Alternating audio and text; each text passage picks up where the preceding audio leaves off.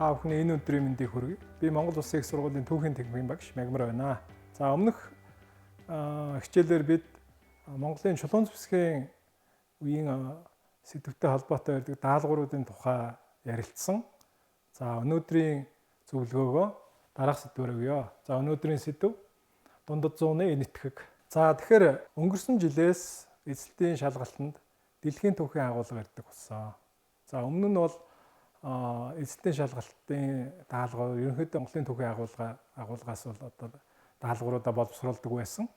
За тэгвэл 2025 оны эзэлтийн шалгалтанд дэлхийн түүхийн агуулгаас шалгалтын даалгавруудыг боловсруулдаг болсон. Эхлээд би та бүхэнд нэг даалгаврын жишээг харуулъя. За энэ 2025 оны эзэлтийн шалгалтанд ирсэн даалгавар байна. За энэ даалгавар бол энэтхэгийн түүхийн тухай даалгавар байна. За энэтхэгийн даалгаврын асуулт нь энэтхэг улсын кастын тогтолцооны нийгмийн давхрааг зөв тохируулна уу гэж. За энэ бол нэг онооны даалгавар байсан. Нэгдүгээр багнанд бол энэ зүүн гартлын багнанд бол нэгдүгээр Брахман, Шудра, Вайшя, Кшатра.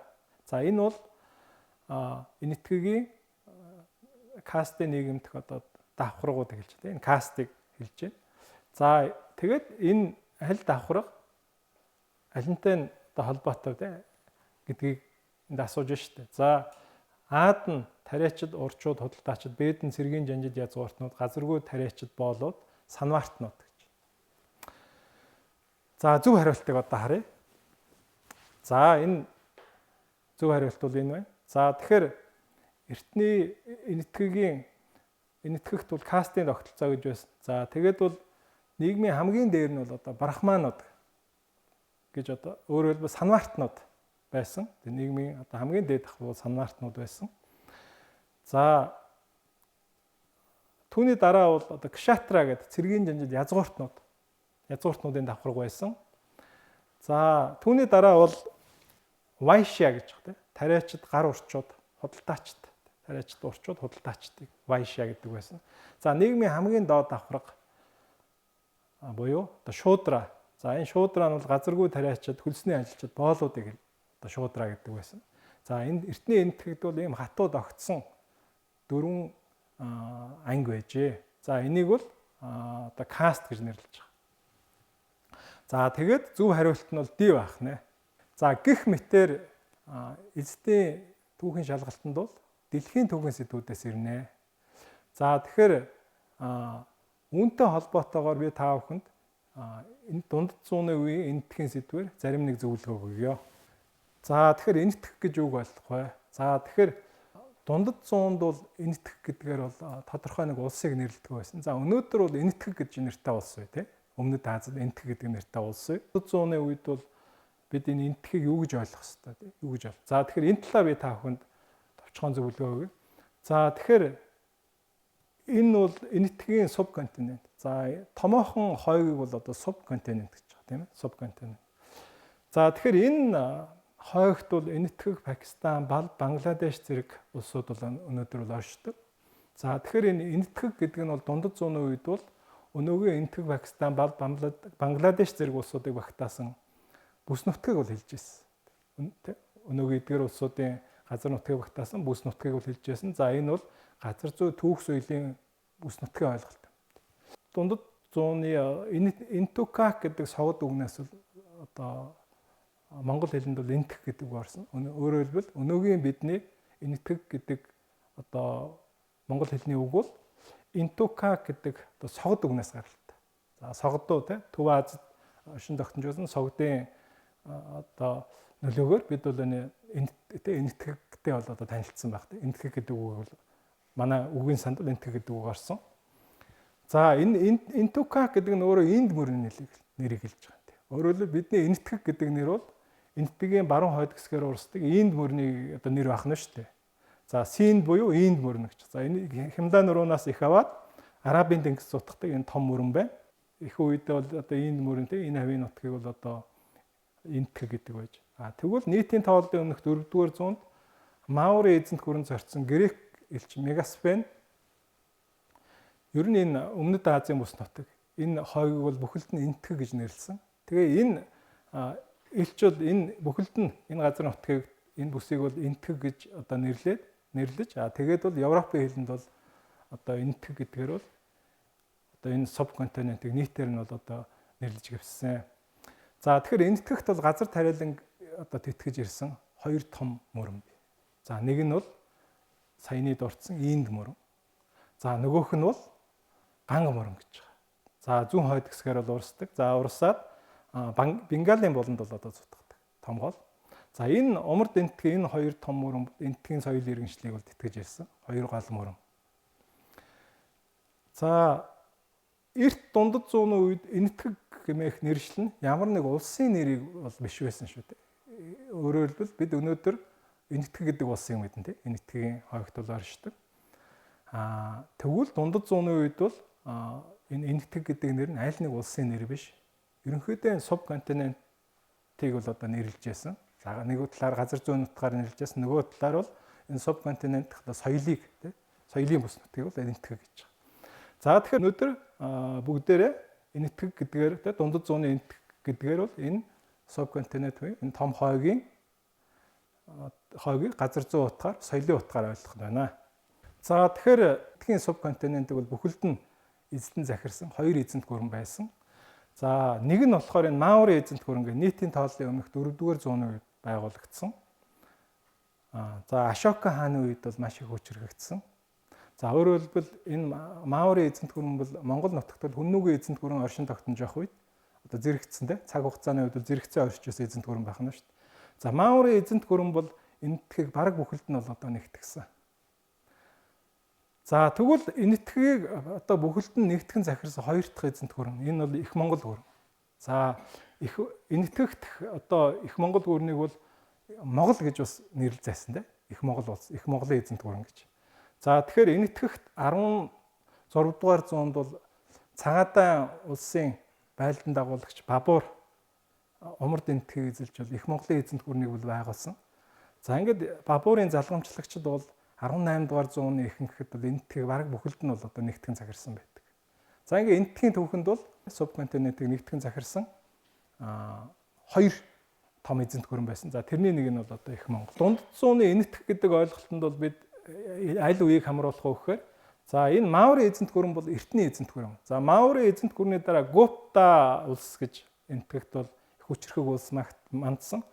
За энэ Гупта улсын төгсгөл үеэс Их Монгол гүрний ихэнх үе хүртэлх хугацаа бол үндсэндээ дундад зууны энэтхэг юм тийм. Дундад зууны энэтхэг гэхээр бид Гупта улсын сүүл үеэс Их Монгол гүрний ихэнх үе хүртэлх үеийг ойлгож болох нэ. За тэгэхээр энэтхэгт 7 дугаар зуун, 8 дугаар зуунаас бол исламын шашин бол одоо нэгтэж дэлгэрсэн. За энэ бол энэтхэгийн түүхийг маш чухал үе байсан. Энэтхэгийн соёл шашинд бол одоо маш том өөрчлөлт гарсан үе. За дараад нь энэтхэгийн өмнөх хэсэг Чоло гэж одоо улс байсан. За энэ Чоло улсын түүхийг бид тавчхан ярина. Чоло улсын тухай. За Дээлийн Султант улс гэж байсан. За энэ бол исламын шашинтай умард энэтхэгийн нэлээд хэсгийг бол одоо эзлэн захирч байсан улс юм аа. За мөн өмнөд энэтхэд Вижайнагар гэж улс байсан. За энэ 14-р зууны үед байгуулагдаад 17-р зууны үед бол Монголын эзэнт гүрэнд бол эзлэгдсэн. За мөн Дээлийн Султант улс ч гэсэн 16-р зууны эхээр бол одоо Монголын эзэнтэй одоо Бабурт бол эзлэгдэж мөгсөн түүхтэй. За ерөнхийдөө бид дундад зууны үе ихээр за энэ үеийг бол одоо ойлгож болох нэ. За энэтхэгт бол маш олон улс байсан. За тэдний зарим чухал улсыг нь л одоо энэ он тооллын шугамд бол харуулж байна. Ер нь олон харуу энэтхийн түүхэнд бол маш олон улс бол оршин тогтнож байсан. За энэ Их Монгол Бабур бол энэтхийг байлдан дагуулах үед бол 5-6 улс байсан гэж байгаа. За тэгэхээр хэдийгээр энэ дундад зуунаас өмнөх үед хамаарахлууч Гупта гүрний талаар бас ярих хэрэгтэй. За тэгэхээр энэ Маури эзэнт гүрэн мөксний дараагаар энэтхэгт улс төрийн энэтхийн хойгт бол ямар нэг хүчрэг улс гарч ирээгүй. За ингээд 320 он хүртэл энэтхэг бол тархаа бодрохой байсан. Олон улс энэтхэгт бол оршин тогтнож байсан. За ингээд 320 онд энэтхийн нэг удирдагч, энэтхийн умард нутгаас гаралтай нэг удирдагч Чандра Гупта Ганг мөрний сав нутаг төвлөрсөн Гупта улсыг бол байгуулсан. Чандрагийн залгамжлагч Самудра Гупта, 2 дугаар Чандра Гупта нар энэтхэгийн олон жижиг хаант улсуудыг нэгтгэж Гупта эзэнт гүрнийг бол байгуулсан. За өөрөөр хэлбэл энэ хоёр хааны үеэс бол Гупта улсууд эзэнт гүрний шинжийг олсон. За ингээд Гупта эзэнт гүрэн бол одоо энэтхгийн үлэмж хэсгийг бол одоо захиргаанд оруулсан. Хэдийгээр одоо Монголын эзэнт гүрэн, Маурын эзэнт гүрэн шиг энэтхэг бүгд нь нэгтгэгээгүй боловч ер нь энэтхгийн ихэнх хэсгийг бол хүчрхэг үедээ бол одоо нэгтгэн захирч байсан. За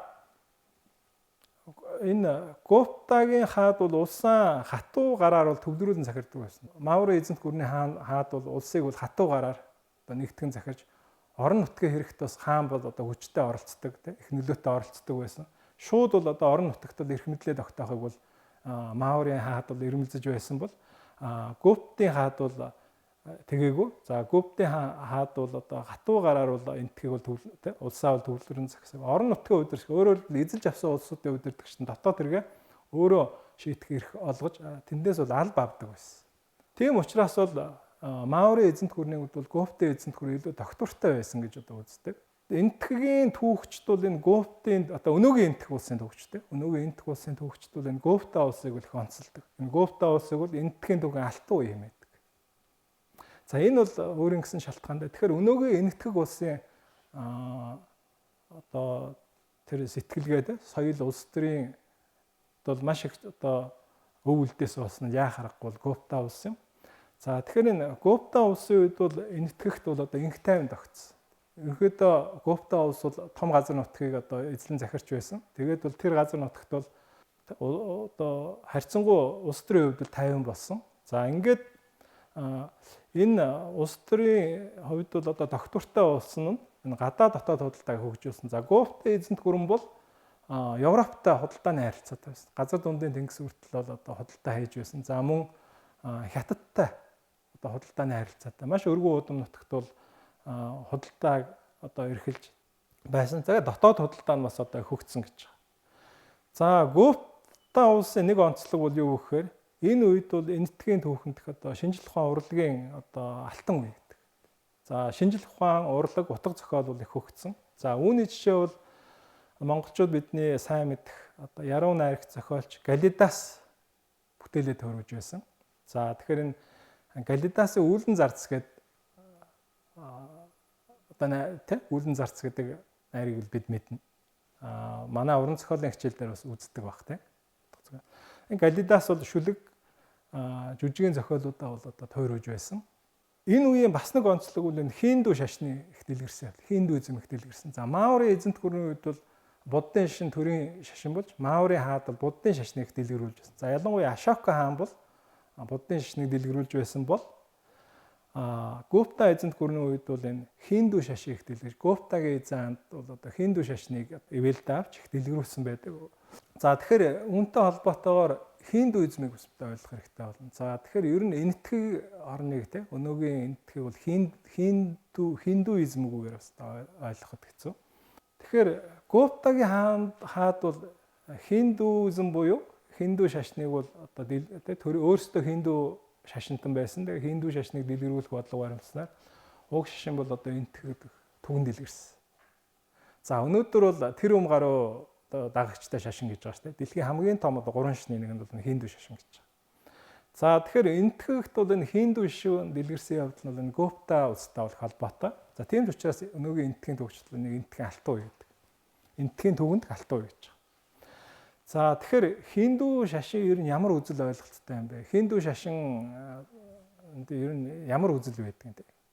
За энэ талаар бас товчхон тайлбарлая. За тэгэхээр брахман гэж ойлголт байна. За хинду шашинтнууд бол Шива, Вишну зэрэг олон бурхтайг шүтдэг. Ер нь бол их олон зуун бурхантай гэж байна. Хинду шашинтнууд. За тэрнээс бол хамгийн хоёр гол бурхан нь бол энэ Шива, Вишну гэж бурхан байна. За тэгвэл энэтхэгчүүд бол энэ Шива, Вишну гэдэг бурхтыг шүтж байгаа нь юутай холбоотой вэ гэхээр энэ бас бие даасан олон бурхад бол биш юм. За тэгэхээр энэ бол брахман гэдэг ойлголттой холбоотой. За тэгэхээр энэтхэгчүүд бол энэ олон бурхан шүтэх боловч тэдгээр нь бол дээд ухамсар бүх орчмыг сурулж болох туйлын бөгөөд мөнхийн бодит байдал болох нь брахманы олон дүрийн илэрлэл гэж байна. тэр олон бурхтууд бол бие даасан тийм бурхтууд биш байх нь шүү дээ. За энэ бурхтууд бол энэ Брахман гэж. За энийг бол одоо дээд оршихуй дээд ухамсар гэж байгаа. Дээд үнэн, дээд оршихуй, дээд ухамсар гэж юм байна. Брахман гэдэг тэрийг. За тэгэд тэрний л одоо олон дүр илрэл болж хүмүүст бол одоо харагдаж байгаа. Бичсэн тийм болохоос биш. Угтаа бол цаагаар бол энэ бол одоо Брахман. Хинду шашинд бол мокша гэж ойлголт байдаг. Мокша гэж ойлголт байдаг. За тэгэхээр мокша гэж юу хэлж байгаа юм бэ гэхээр за хинду шашинтнуудын туйлын зорилго бол одоо мокша төрхтэй, мокша болох. За энэ мокша нь хүн тоос хорвоо дахин төрөх өөхөх мөчлөгөөс сүнсээ жилүүлж байгаа. Сүнсээ жилүүлэхийг бол мокша гэж байгаа. Тэгээд бол дээд тэр мөнхийн дээд ухамсар бодит байдал бол Брахмантай нэгдэхийг хэлж байгаа. Мокша. Мокша төрх нь бол өөрөөр хэлбэл Брахмантай нэгдэнэ гэсэн үг тийм. Тэр мөнхийн бодит байдал Брахмантай бол одоо нэгдэнэ гэсэн үг. За тэгэхээр хинду шашинтнуудын туйлын зорилго тийм. Хинду тэр бурхтыг одоо шүтж байгаагийн туйлын зорилго бол энэ мокша төрх явдал. Мокша. За дараагийн нэг чухал ойлголт бол энэ карма гэж ойлголт байгаа. Карма. За энийг бол монголоор бол үйл өөр гэдэг тийм. Карма. За тэгэхээр энэ хүмүүс ер нь аль шашин бол хүнийг бол сүнстэй гэж үздэг тийм ээ. Хүмүүст бол сүнс байдаг. За тэгээд энэ хинду шашны үзлээр бол хүний сүнс гэдэг бол өөрөө бол мөнх байдаг. Тэгээд сүнс бол амьдрах, төрөх, өөхөх мөчлөгийг бол одоо туулж байдаг. Сүнс гэдэг юм бол өөрөө бол одоо хэзээд байж байдаг. За тэгээд бол энэ мөчлөгт бол юу тохиох вэ? Тухайн хүний урд насны үйл нь түүний дараа төрлийг бол тодорхойлдог гэж байгаа. Өөрөөр хэлбэл хүн урд наснда муу үйл хийсэн бол яах нь вэ? Муу үйл хийсэн бол дараа төрөлдөө муу амьдрын те. Одоо урд наснда нүгэл хийсэн учраас дараа төрөлдөө бол одоо шийтгэл нь бол дараа төрөлд нь бол ирнэ гэж үздэг. За ингээд хүмүүс бол одоо өхөл амьдралын мөчлөгийг сүнс бол одоо туулдаг гэж байгаа. За тэгээд урд насны үеийн үрийг бол одоо карма гэж байгаа. За энэ карма гэдэг ойлголт манай монголчуудад бас нэлээд танил. За тэгэхээр энэ энэтхэгт бол буддын шашин үүссэн шүү дээ. Тэгэхээр буддын шашинд бас энэ карма гэдэг ойлголт байдаг. Тэгэхээр монголчуудад энэ үеийн үр гэдэг ойлголт бол нэлээд одоо танил ойлголт. Тэгэхээр яагаад тэгэхээр хинду шашинч төр буддын шашинч төр аль аль нь бол энэтхэгт үүссэн. За тийм учраас энэ хоёр шашинд бол нийтлэг ойлголт бол байдаг байх нэ. За дарма гэж ойлголт байгаа хинду шашинд.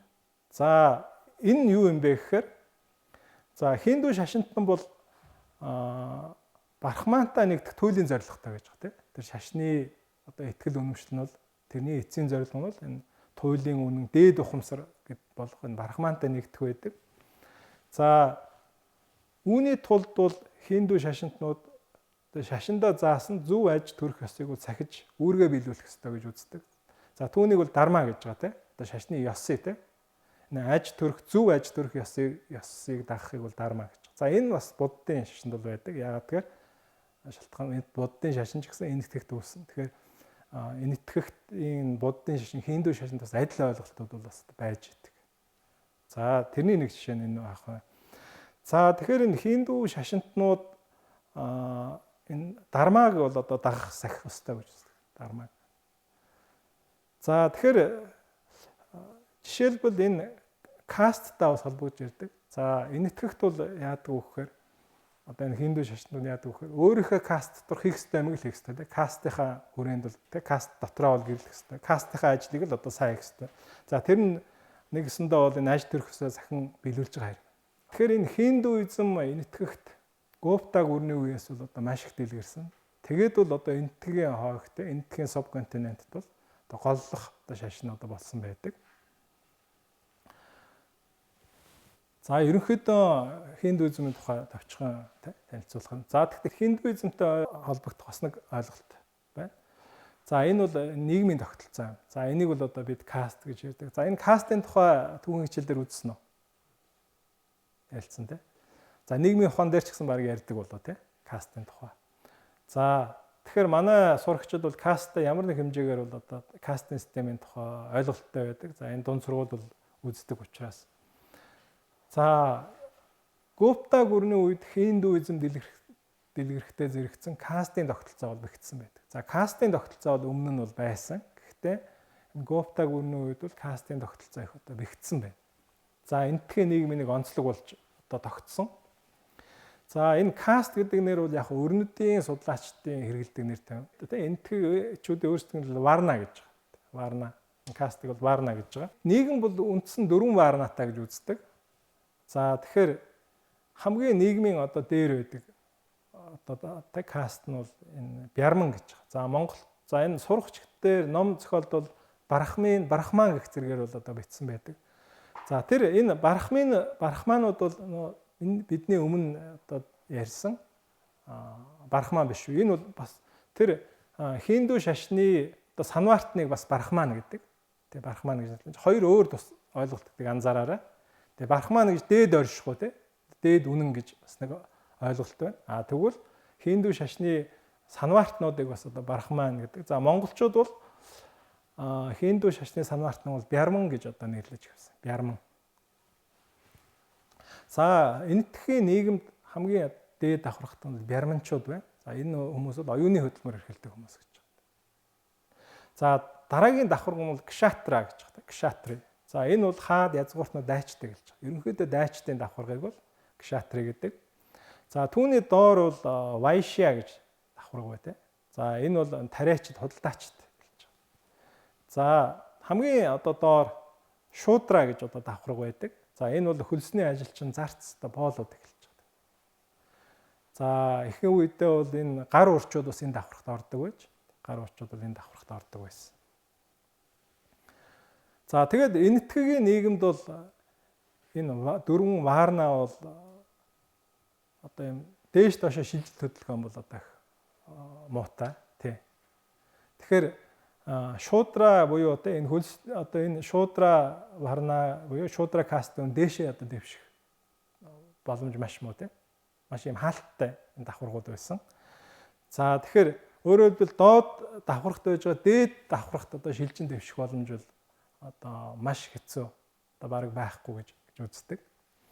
За тэгээд бол энэ хинду шашинтнууд бол зөв аж төрөх ёсыг сахихын тулд өөрийн харьяалагдах варна дотроо бол одоо гэрлэх ёстой. Варна гэдэг нь каст гэлж байгаа. Каст гэрлэх ёстой. За өөрт заяагцсан ажил хөдөлмөрийг бол одоо хийх ёстой гэдэгт итгэдэг гэж.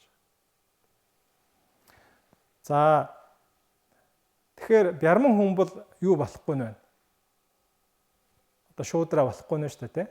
Олон үеж дамжаад бярман хэвээрээ байна. Шуудра хүн бол одоо бярман болохгүй нь. За ийм нийгмийн хатуу давхаргал тогтсон. За энийг бол одоо кастын систем гэж нэрлэдэг. Кастын тогтолцоо.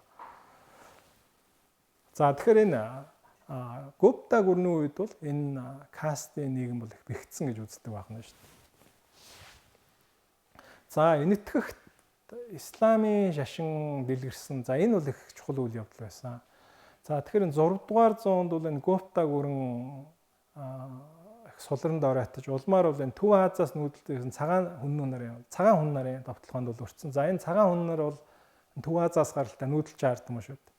Цагаан хүн нарын давталгаанд өртөн улмаар бол 5 дугаар зуун, 6 дугаар зуун те 550-ад оны үед бол мөхсөн байна. Гупта эзэнт гүрэн. За ингээд Гупта эзэнт гүрэн задарсны дараагаар энэтхэгт бол одоо том улс байгуулагдав. Олон жижиг улсууд бол одоо зэрэгцэн оршиж өөр хоорондоо бол одоо тэмцэлдэж байсан. За энэ үед нь бол энэ исламын шашинд арабууд энэтхгийг бол одоо байлдан дагуулж ирсэн. За 711 онд исламын шашинд араб байлдан дагуулагчид баруун хойд энэтхэг Инд гүрнээс хав дагуулах нутгийг бол эзэлсэн. За энийг бол Синдийн бүс нутаг гэж. Синдийг бол эзэлсэн. За ингээд бол Умайядын халифт улс нэгдсэн. За арабууд энэтхэгийн баруун хойд хэсгийг бол эзэлж авсан. За үүнээс гадна арабууд байлдан дагууллаар энэтхэгт одоо исламын шашныг түгээхийн зэрэгцээ энэ араб худалдаачид умард өмд энэтхэгийн хотуудад бол одоо сууршиж мөн одоо исламын шинжлэл ирэх бас нэг хүчин зүйл болсон байна. За 11-р зууны эхээр Төв Азид Газнавийн улсын удирдагч Махмуд умард энэтхэгт товч нэлээд сүйтгэл учруулсан байдаг. За Төв Азид бол Газнавийн улс гэж их том улс байсан. Исламын шашинт улс байсан. За ингээд Газнавийн исламын шашинт удирдагчид бол 11-р зууны үеэс бол умард энэтхэг рүү байн халдан давтлах болсон. За ингээд Газнавийнхан бол их одоо давтал сүйтгэл учруулсан байна шүү дээ. За ингээд 12 дугаар зууны сүүлээс дахиад Төв Азийн одоо гүүр гэдэг улсын удирдагчид гүүр улсын удирдагчид бол оморд энтгэгд одоо давталж нэлээд хэсгийг нь бүр эзэлж авсан байна. За 1206 онд Дээлийн султанд улсыг бол энэ гүүрчүүд байгуулсан. За Дээлийн султанд улсын анхны султан бол энэ гүүр улсын жанжин Кутб ud-Дин Айбак гэж хүн байсан. За энэ Айбак бол гүүр улсын жанжин байсан. За ингээд Айбак бол оморд энтгэхт Дээлийн султанд улсыг бол байгуулж Дээлийн султанд улсыг хүчрхэгдсэн. Тэгээ энэ Дээлийн султанд улс бол 16 дугаар зууны эхүүн хүртэл монголчуудад одоо эзлэгдэх хүртэл бол оршин тогтносон байдаг. За ингээд исламын байлдан дагуулагчид бол өмнөд энтхийг биш оморд энтхийг бол одоо байлдан дагуул тэнд бол одоо Дээлийн султанд улс гэдэг том улс байгуулсан.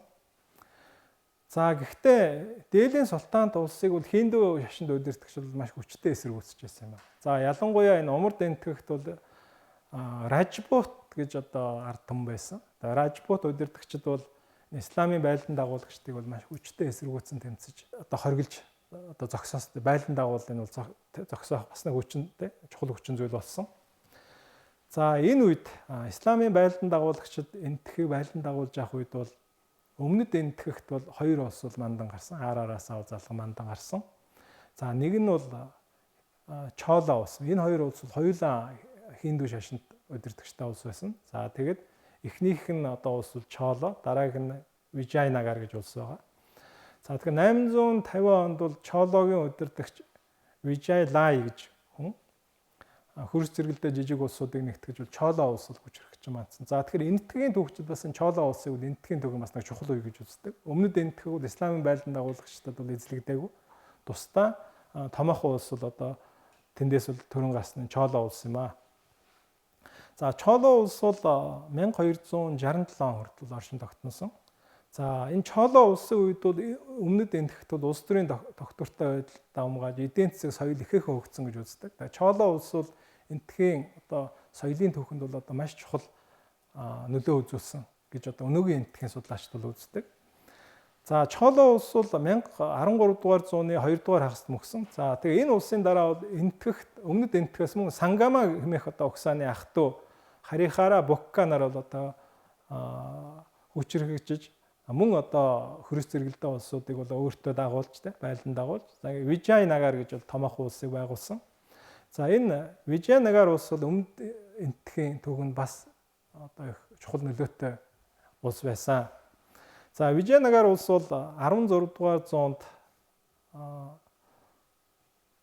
Монголын байлдан дагуулагчд бол одоо эзлэгдэж за одоо мөксөн байдаг. За энэ Монголын одоо энэ Вижайнагар улсыг бол эзэлсэн байлдан дагуулагч Монголын хаад байгаа шүү дээ. Монголын хаад бол Вижайнагар улсыг бол байлдан дагуулсан. Ингээд энэ үеэс бол одоо Их Монголын эзэнт гүрний үе эхэлдэг. За Их Монголын эзэнт гүрэн гэдэг бол Төв Азид байсан. Цагаатайн улсынхан шүү дээ. Цагаатайн улсынхан буюу одоо доглон төмрийн одоо залгамжлагч Бабур одоо цагаатайчуудтайгаар энэтхгийг бол байлдан дагуулсан. Тэгээд бол өмнө энтгэхт байсан олон жижиг улсуудыг бол одоо нэгтгэж за Их Монголын эзэнт гүрэн 19-р 18 дугаар зуун хүртэл Монголын эзэнт төр нь бол 18 дугаар зууны 2 дугаар хагас хүртэл оршин тогтносон байдаг. За өнөөдрийн хичээлийг анхаарч үзсэн та бүхэнд баярлалаа. Дараагийн хичээл хүртэл түр баяртай.